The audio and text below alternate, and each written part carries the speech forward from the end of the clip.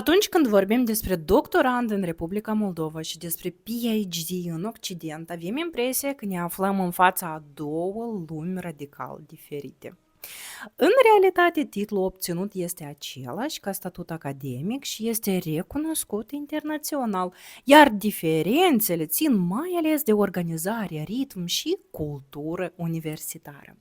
În Republica Moldova, parcursul doctoral este puternic reglementat instituțional.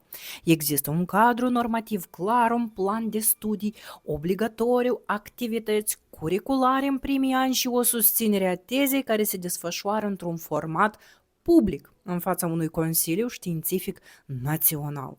Doctorandul este integrat într-o școală doctorală cu accent pe formarea metodologică și validarea formală a fiecărei etape.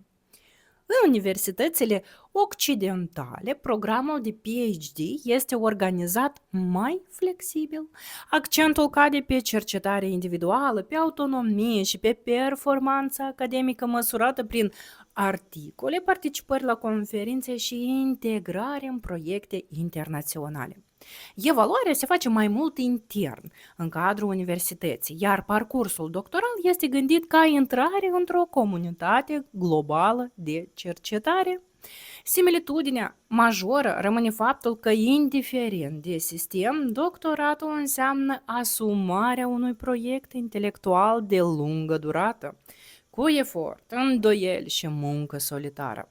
Diferența reală apare în mediul în care se desfășoară această muncă, în așteptările instituționale, în sprijinul oferit pentru vizibilitate internațională.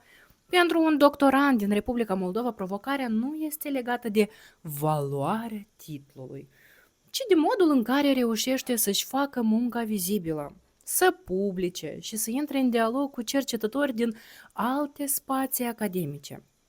În acest punct, granița dintre doctorat și PhD începe să se estompeze și rămâne în prim plan calitatea cercetării.